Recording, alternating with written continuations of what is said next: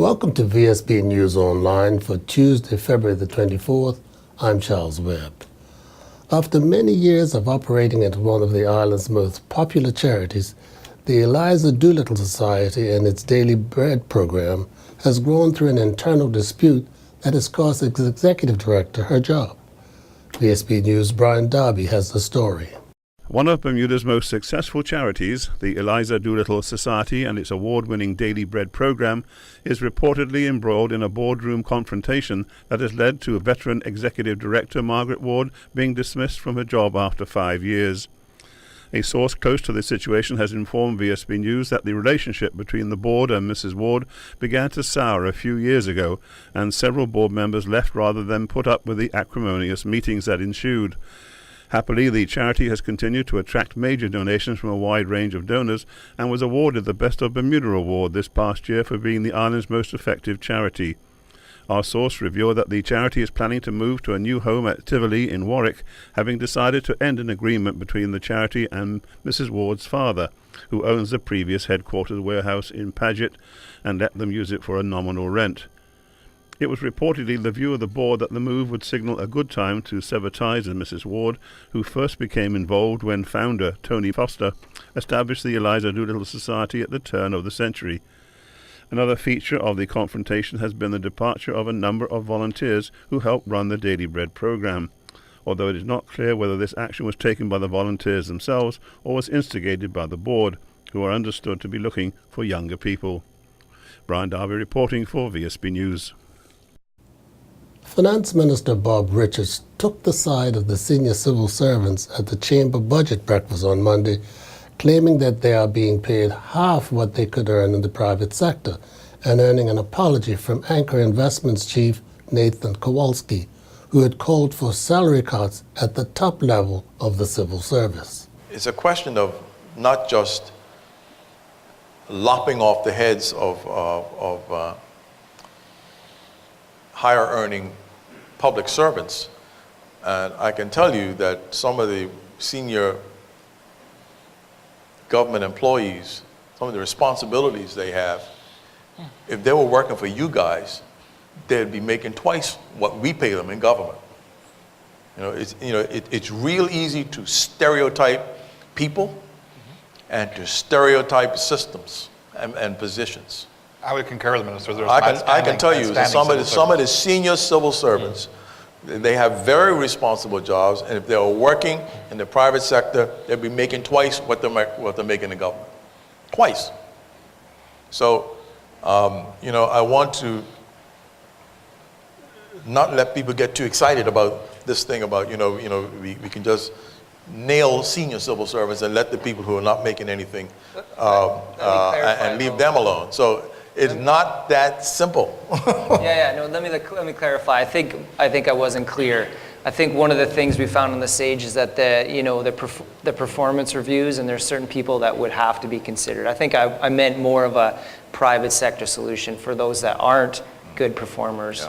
Yeah. That's what I mean. I do agree with you. There's some very good civil servants. I don't want to disparage there's a lot of that. Some very good ones, but, there's some they have very responsible jobs, and they have a lot of responsibility. And as I say, if they're working for some of your companies, they've been making a lot more money than they're making working for government. But be that as may, it doesn't remove the fact that there is a lot of waste in government. There is very little accountability, and there's very low productivity. That's it. Right? Yeah. We can't. Those are facts. They may be inconvenient facts, but a lot of times facts are inconvenient. Those are facts, and those are things that we have to work to fix. Bermudians need to have more ongoing discussions on what it is that makes Bermuda work. This is but one of the views put forth during this post-budget climate by former Premier and developer Sir John Swan. In this first of a two-part interview, Sir John feels the time has come for us as Bermudians to collectively take a long, hard look at ourselves. Everyone doesn't expect everybody to be an economist.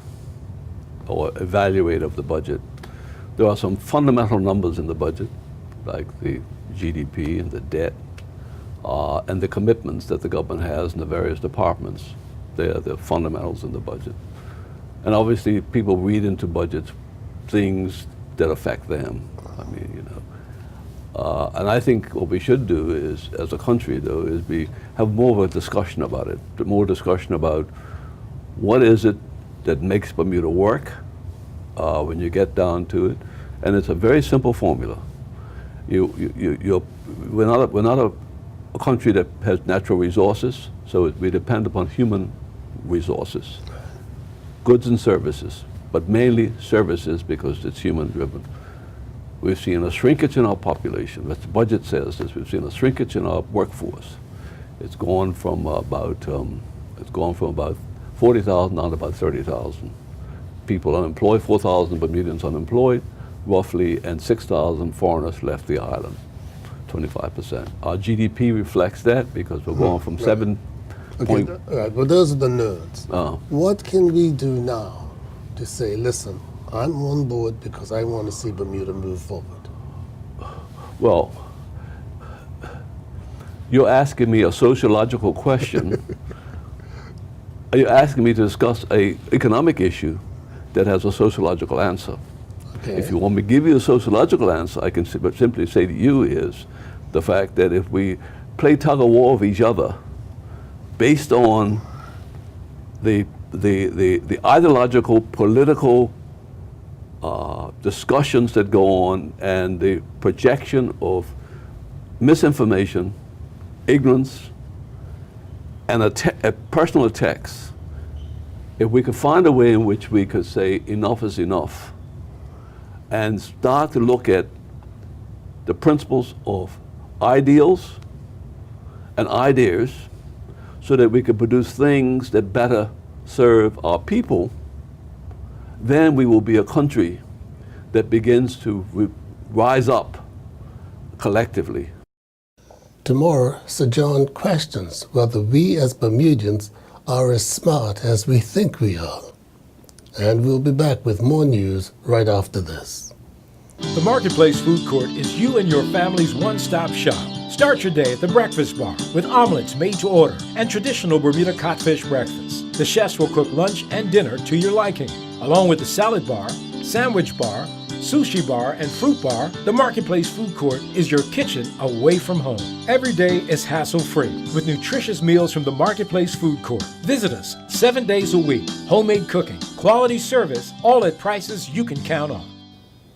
First, it was a series of plants that are wreaking havoc to our environment, and now we hear about the birds like chickens, crows, and pigeons who are doing similar damage, and they are not even Bermudian. Dr. Robert Smith, conservationist at the Bermuda Aquarium and Zoo, explains what is being done to keep these pesky invasive species in check. The culling techniques we have are to really use trained snipers to be able to use firearms to very discreetly, very unobtrusively go out and take out very specific birds, ones that we know are very problematic in certain areas. People report them to us. The chickens have a number of different techniques. We use different types of knockdown drugs that allow us to capture the birds. They can also be culled with firearms. We've been working on the crows for a long period of time, and their population grows at a certain level over time, and we understand when the crows begin to flock together, it's time to be able to do some reduction.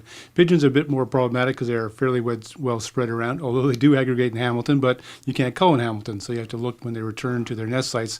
That's when the culling can take place. I think we've done an excellent job of trying to contain the problem. There's more work to be done, but chickens are pretty well distributed. They're pretty good. They're getting smarter. You know, the not so bright ones have been culled. The slightly smarter ones are getting away from us and take a bit more time to be able to track down. But it's something we're just going to have to manage. I doubt we'll ever eliminate all these invasive birds, but we have to understand the damage they do. We have to understand that they pose some risks. Some of the birds carry some diseases which are not good for other animals or other birds. And so we have to try to be able to contain that problem. And that's one of the main tasks of conservation services. Shadow Education Minister Lufvita Fogo last night demanded the resignation of Junior Minister of Education Leah Scott for writing a letter to the Royal Gazette in which she included something written by someone else 4 years ago as if it were her own. VSB's Chris Lodge provides the details. The call to resign comes after accusations of plagiarism were made against Ms. Scott after strong similarities were noted between a letter to the editor penned by Ms. Scott and a 2010 article on an overseas website. In response, Ms. Scott replied that while it's alleged she had directly plagiarized, this, she said, is untrue, adding that her error in submitting the letter without references was inadvertent and unintentional. In a statement last night, Ms. Fogo said, "As a former educator, I am dismayed by the recent actions of OBA MP and Junior Minister of Education Leah Scott, where she denied plagiarism in her recent letter to the editor. An apology and admission would seem to have been the logical response. However, this not being the case has only served to further inflame the situation."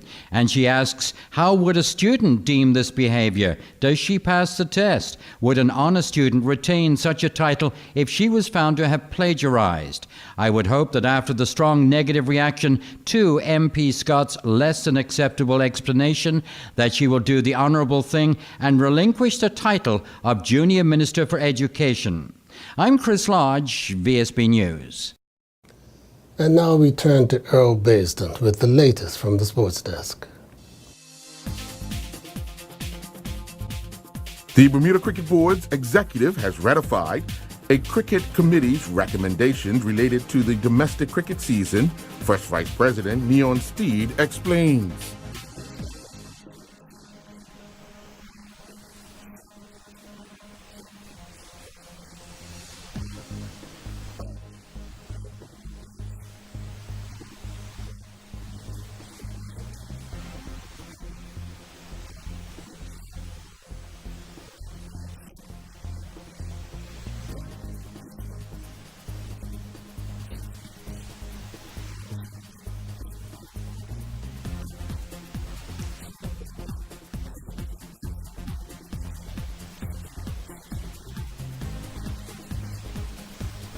A statement has appeared on the Mansfield Town football website following a hearing by the Football Disciplinary Commission.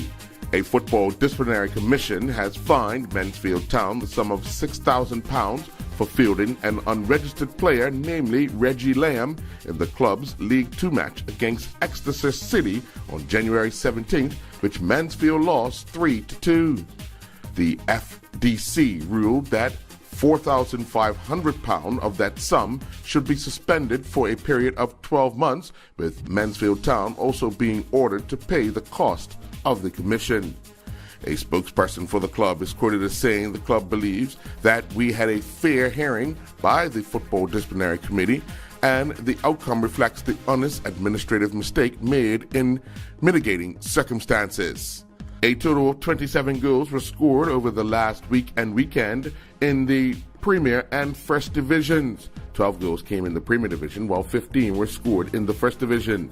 The Premier Division sees the Somerset Trojans as the league leaders with 28 points. Hamilton Parish are in second with 24 points, while the PHC Zebras are in third with 23 points. Keston Lewis from the Flanagan's Onions is the league leading goal scorer with 12 goals, while Antoine Russell from Robin Hood has 11 goals. Sequoia Robinson from PHC Zebras has 7 goals on the season. The First Division is currently being led by the Boulevard Blazers with 36 points. Devonshire Colts are in second with 34 points, while the Somerset Eagles are in third with 30 points. Ian Cook from the Boulevard Blazers is the league leading goal scorer with 18 goals, while his teammate Ty Vince Douglas is in second with 14 goals. Lisandro Simon from the Devonshire Colts has found the back of the net 13 times. Virginia State University women's indoor track and field team finished 4th at the 2015 CIAA Indoor Track and Field Tournament. Senior Taylor Ashley Bean received the high honors for the women's track most valuable performer. Bean won the mile run. She was second in the 3,000-meter run and placed third in the 800-meter run. She was also on the distance medley relay team, which placed third. She was also a member of the Virginia State University's 4x400-meter relay team that finished in 5th place. Cece and Mikey Woolman competed at the Laser Midwinters in Clearwater Beach, Florida. With 118 competitors in the fleet, it was split into a gold and silver fleet after 6 races, with both sailors qualifying for the gold fleet. CC Woman ended the regatta in 15th place and was the 7th girl, while Mikey Woman finished 37th. CC Woman recorded 3 top 10 finishes, while Mikey had 2 top 10 finishes. The Bermuda Professional Golf Association's Better Bowl Series, sponsored by Bacardi, continued at the Turtle Hill Golf Course, the Fairmont, Southampton, yesterday. Dwayne Pearman and Alan Bradshaw took almost a clean sweep of the prizes, with 3 nearest to the pins and the overall best score of 11 under par, 43. In second place was Toten Smith and Charlie Birch, who shot a round of 3 under par, 51. Tyler Smith suffered her first defeat as a member of the ASA College Women's Tennis Team, but they defeated the University at Buffalo State University of New York's women's team 4-3 at the Miller Tennis Center. The University at Buffalo swept the doubles, but Smith and her ASA College Women's teammates claimed 4 of 6 singles matches to earn the victory. Smith's loss came in the doubles, where she teamed up with Marcina Oliveras, and they went down 6-4. Smith, playing in the number 3 singles spot, had to come from a set down to defeat her singles opponent. Smith went down in the first set 6-3, but she would bounce back to win the second set 6-3 and then would close out the match, winning the third set 6-4. In Friesenbrook Maya Continental Bowling League action at the Warwick Lanes last evening, it saw the Spice Nicks defeat the Nifty Rulers 25-5. The Oddballs defeated the Invaders 26-4, while the Pest Control defeated Newcomers 24.5 to 5.5. The Cricket Lakey Laundry defeated the Cubs 20.5 to 9.5, and the Pinjammers defeated the Pinsplitters 23.5 to 6.5. I'm Earl Basden reporting for VSB Sports. Looking at the weather for Wednesday, February the 25th, it will be cloudy, early risk of thunder with showers, decreasing through the day. Winds will be southwesterly moderate to strong gusts to gale force, increasing strong to gale force with gusts to storm force in heavier morning showers. Veering westerly moderate to strong by afternoon, decreasing moderate in the evening, and then backing southwesterly light to moderate overnight. We are expecting a high of near 68 and a low near 62. This weather forecast is courtesy of the Bermuda Weather Service. Thanks for watching VSB News Online for Tuesday, February the 24th. I'm Charles Webb.